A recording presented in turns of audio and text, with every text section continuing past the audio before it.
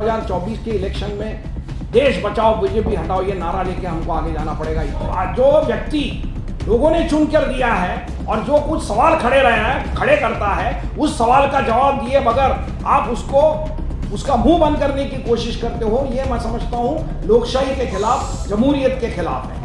कि ये सिस्टम का गलत इस्तेमाल करना लोकशाही के लिए खतरा हो रहा है और इसीलिए इनको हटाना ये हम सब लोगों का काम हो रहा है, ऐसा मुझे लगता है। जो आदमी कल तक करप्ट है उसके ऊपर ईडी का हमला होता है और जैसा वो बीजेपी में जाता है दूसरे दिन से उसकी इंक्वायरी बंद हो जाती है, ये क्यों होता है?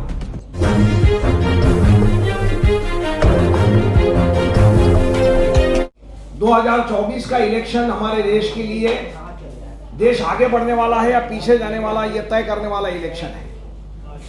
जिसको हम जमहूरियत कहते हैं, लोकशाही कहते हैं, उसको खतरा है और ये खतरे में डालने वाली सरकार को हराना जिस जनता के लिए ये लोकशाही है उसका फर्ज है, ऐसा मैं समझता हूं। और यही बात मेरे दो साथी बड़ी ही इमोशनल होकर कह रहे थे। मैं ये बताना चाहता हूं कि हमारा देश आज एक बहुत कठिन आर्थिक समस्या का सामना कर रहा है। अडानी और कुछ सवाल जो खड़े होते हैं वो भ्रष्टाचार के सवाल है, लेकिन भ्रष्टाचार से भी कई मजबूत सवाल हमारे सामने खड़े हैं। बेरोजगारी बढ़ रही है, महंगाई बढ़ रही है, फेडरलिज्म जिसको हम कहते हैं वो भी संकट में आया हुआ है। और ये सभी सवालों को हल करने के लिए इस सरकार के पास कोई दूसरा चारा नहीं है, दूसरा रास्ता नहीं है।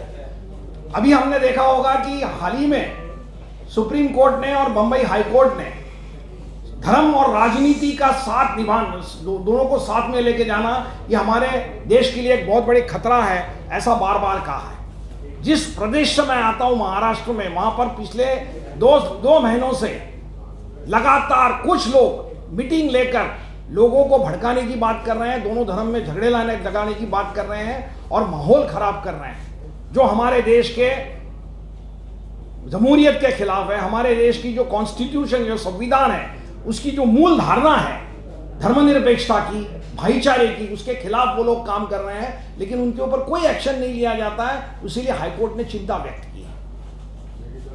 राहुल गांधी का जिस स्पीड से उनका मेंबर ऑफ पार्लियामेंट का होना खत्म कर दिया गया, उनको घर में से निकाला गया, तो मैं समझता हूं इस सरकार को शर्म आनी चाहिए कि जो व्यक्ति लोगों ने चुन कर दिया है और जो कुछ सवाल खड़े करता है, उस सवाल का जवाब दिए बगैर आप उसका मुंह बंद करने की कोशिश करते हो, ये मैं समझता हूं लोकशाही के खिलाफ, जमहूरियत के खिलाफ है। और यही रवैया है जिस तरह से बीजेपी, ईडी, सीबीआई, पुलिस, ये सभी संस्थाओं का इस्तेमाल करके विरोधी पार्टियों के लोगों को तकलीफ देने की कोशिश करती है। अभी हाल ही में कुछ पार्टियों ने इकट्ठा होकर सुप्रीम कोर्ट में इसके खिलाफ एक याचिका दाखिल की है। उसका क्या अंजाम होगा मुझे मालूम नहीं, लेकिन उसका इंतजार हम कर रहे हैं। मैं सिर्फ बीजेपी से यह सवाल पूछना चाहता हूं कि जो आदमी कल तक करप्ट है उसके ऊपर ईडी का हमला होता है और जैसा वो बीजेपी में जाता है दूसरे दिन से उसकी इंक्वायरी बंद हो जाती है, ये क्यों होता है? ऐसे कितने लोग हैं जो बीजेपी में जाने के बाद उनकी इंक्वायरी बंद की, उसकी मालूमात हमको मिलनी चाहिए, हमारा कहना है। क्या हुआ उनके बारे में? कुछ नहीं होता। महाराष्ट्र में अभी देखें हमने कि जो 50 एमएलए उनको लेकर गवर्नमेंट बीजेपी ने बनाया है, वो बहुत से एमएलए के ऊपर ईडी ने कार्रवाई की थी। क्या हुआ उसका? इसका जवाब देना चाहिए। आपने बीबीसी के खिलाफ कार्रवाई की, उसका क्या हुआ? जनता को समझना चाहिए। लेकिन आप जनता को कुछ नहीं बताते हो, खुद की सत्ता के लिए जो है अपनी ताकत का इस्तेमाल करते हो, और यही गलत है, ऐसा हमारा कहना है। यही हमारा कहना है कि ये सिस्टम का गलत इस्तेमाल करना लोकशाही के लिए खतरा हो रहा है और इसीलिए इनको हटाना ये हम सब लोगों का काम हो रहा है, ऐसा मुझे लगता है। हमारी बहन ने कहा कि महिला असुरक्षित महसूस करती है। इसी दिल्ली में निर्भया कांड हुआ था। ये निर्भया कांड के बाद कई घटनाएं ऐसी हुई है, जैसा कठुआ में, जम्मू कश्मीर में कठुआ का रेप हुआ, हाथरस में रेप हुआ। क्या हुआ उसके बारे में? किनको सजा हुई? बल्कि कम्युनल लाइन के ऊपर उनको अत्याचार करने वालों को डिफेंड किया गया। अब तक मैं समझता हूं ये बहुत बड़ा हमारे पर हमला हो रहा है। कि जो गुनाह करता है उस आदमी की जात या धर्म देखकर उसके गुनाह का असेसमेंट करना, यह मैं समझता हूं सबसे बड़ा खतरा हमारे देश के लिए है। विज्ञान निष्ठा की बात कर रहे थे, हम सब लोग मोबाइल इस्तेमाल करते हैं, लेकिन ये विज्ञान निष्ठा लाना ही हमारे संविधान ने कहा है। सरकार का काम है कि लोगों की सोच में विज्ञान की सोच बढ़े, यह काम सरकार का है। हम लोगों ने लड़कर महाराष्ट्र में डॉक्टर दाभोलकर जिनकी हत्या की गई, उन्होंने कानून लाया। महाराष्ट्र सरकार में जनता को साथ में लेकर जो कानून लाया, उस कानून में अंधविश्वास के खिलाफ, अंधश्रद्धा के बढ़ाने वालों के खिलाफ एक्शन लेने की बात हुई, लेकिन किसके ऊपर एक्शन हो रही है? तो ये कई सवाल है। राहुल गांधी के केस के ऊपर ज्यूरिडिक्शन का भी सवाल आता है। घटना घड़ी कर्नाटक में और जजमेंट मिलता है सूरत में। अभी तो मैंने सुना है कि बिहार में भी सुशील मोदी जी केस करने जा रहे हैं,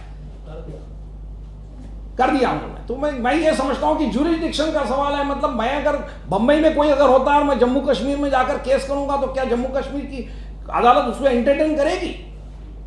ये बुनियादी सवाल कुछ खड़े होते हैं। तो जुडिशरी सिस्टम के ऊपर भी कुछ प्रश्न उपस्थित होते हैं, और ये यही चाहते हैं। मैं समझता हूं ये मोदी सरकार यही चाहती है कि जुडिशरी की भी क्रेडिबिलिटी खत्म हो जाए, और मैं समझता हूं कि चीफ जस्टिस इसको समझते हैं। उसके लिए वो कॉन्स्टिट्यूशन के प्रोटेक्शन के बारे में बात कर रहे हैं, और इसीलिए मैं समझता हूं आज सरकार और जुडिशरी के अंदर एक संघर्ष खड़ा हो रहा है। जनता किसका साथ देगी, ये हमको समझना बहुत जरूरी रहेगा, क्योंकि जनता ही आखिर में तय करेगी। बाबा साहब अम्बेडकर ने कहा कि आप कितनी भी अच्छी कॉन्स्टिट्यूशन बनाइए, लेकिन वो कॉन्स्टिट्यूशन का अमल करने वाले लोग अगर ठीक नहीं रहेंगे और जनता ऐसे ठीक नहीं रहने वालों का साथ देगी, तो कॉन्स्टिट्यूशन कितनी भी अच्छी करो, आपका कोई फायदा नहीं होगा।